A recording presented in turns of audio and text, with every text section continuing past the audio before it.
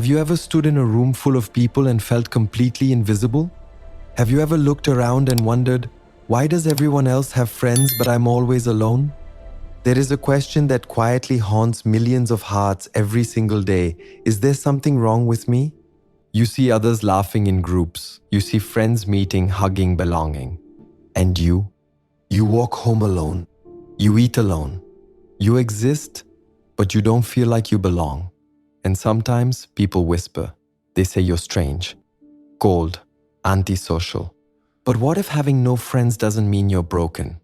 What if it means your mind works differently, deeper, rarer? Tonight, I want to tell you a story about a man who believed he was broken until he discovered the truth. If you've ever felt alone in this world, stay with me. Once in a peaceful village surrounded by rolling hills and quiet rivers, there lived a man named Benjamin. Benjamin was not loud. He was not popular. He didn't have a circle of friends. Every evening, the villagers gathered in the square. They laughed, talked, and shared stories. But Benjamin would walk past them quietly, his head slightly lowered, and return to his small cottage at the edge of the village. People whispered about him. He's strange, they would say. Always alone, never smiling. Something must be wrong with him. Benjamin heard the whispers, and slowly he began to believe them. Every night he would sit by his window and stare at the stars. Why am I, like this? He would think. Why can't I be like everyone else? Why do I have no friends? His heart felt heavy, not because he hated being alone, but because he believed being alone meant he was broken. One day, a group of villagers invited him to sit with them. Come, Benjamin, join us. He hesitated, but then thought, maybe this is my chance. Maybe I can finally belong. He sat down with them. They smiled. They laughed. They talked. But as Benjamin listened, something inside him felt uncomfortable. They complimented each other to their faces and mocked each other the moment someone walked away. They laughed loudly, but their words felt empty, shallow, fake. Benjamin felt his chest tighten. It wasn't shyness. It was suffocation. After a while, he quietly stood up and walked away. Someone muttered behind him, see? That's why he has no friends. He thinks he's better than us. But Benjamin wasn't trying to be better. He was just trying to breathe. That night, he realized something important. I would rather be alone than surrounded by fake people. A few weeks later, the village held a celebration. Music filled the air. Food was shared. Laughter echoed through the streets. Benjamin decided to try again. He joined a small group. Beautiful weather today, isn't it? Someone said. Yes, very nice, Benjamin replied. Did you hear about the baker's new bread? No, I didn't. The conversation continued. Light. Surface level. Meaningless. Benjamin tried to smile. Tried to engage. But inside, he felt exhausted. He didn't crave small talk. He wanted to talk about life, about dreams, about fears, about purpose. But no one wanted depth. They wanted distraction. After an hour, Benjamin left early. This time, he didn't feel guilty. As he walked home under the quiet sky, he whispered to himself, I don't need 100 shallow conversations. I need one real connection. As time passed, Benjamin noticed something else. Whenever he spent time around crowds, he felt completely drained. While others seemed energized by socializing, he needed days to recover. He thought, why am I like this? Why do I get so tired? One evening, an old traveler passed through the village and saw Benjamin sitting alone by the river. The traveler sat beside him. You're not like the others, are you? He asked gently. Benjamin looked down. No, and I wish I was. The traveler smiled. Why would you wish to be like everyone else? Your mind works differently. You feel more. You think deeper. And that takes energy. Benjamin looked confused.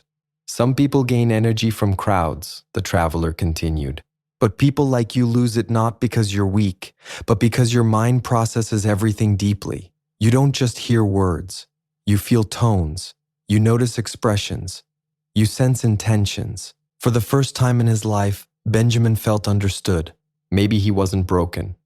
Maybe he was simply different. Months passed. Benjamin stopped forcing himself to fit in. He worked in his garden. Nas. He read books. He walked through the forest in silence. And slowly he discovered something beautiful. He didn't need constant approval to feel worthy. He didn't need a crowd to feel important. He built a rich inner world full of thoughts, ideas, reflection, and peace. While others depended on noise for entertainment, Benjamin found fulfillment in stillness. And one day, he realized something powerful. He no longer felt broken. He felt free. One afternoon, a young man from a neighboring village approached him. "Why do you live alone?" the young man asked. "Don't you get lonely?" Benjamin paused before answering. "I've learned something about friendship," he said softly. "It's not about how many people know your name. It's about who truly knows your heart." The young man listened carefully. "When I was younger," Benjamin continued, "I trusted too easily. I let people into my life who didn't deserve that access, and they hurt me.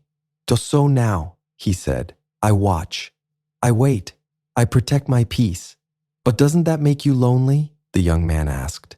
Benjamin smiled. "No, it makes me careful. And when I do find someone real, it will mean everything." Years passed.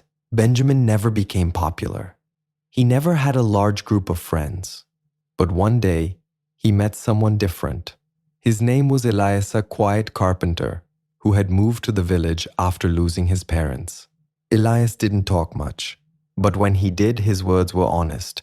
He didn't force conversations. He didn't pretend. He didn't gossip. He understood silence. He understood depth. And most importantly, he understood Benjamin. They would sit by the river for hours, sometimes speaking, sometimes not. And that one friendship felt richer than 100 shallow ones. Benjamin realized something. One real friend is worth more than 1,000 fake ones. One evening, the old traveler returned to the village. He found Benjamin by the river again, but this time Benjamin was smiling. "You look different," the traveler said. "I am different," Benjamin replied. "I used to think having no friends meant I was broken. But now I know the truth." "And what is the truth?" the traveler asked. Benjamin looked at the sky and said, "Having no friends doesn't mean you're broken. It means you're selective. It means you value depth over quantity. It means you protect your peace instead of chasing approval. It means you're strong enough to walk alone until you find someone worth walking with." If you're listening to this right now, if you feel alone, misunderstood, different, hear this carefully. You are not broken. You are not a failure. You are not strange. You simply feel more deeply. You see through fake smiles. You crave meaningful connection. You protect your energy. And that is not weakness. That is strength.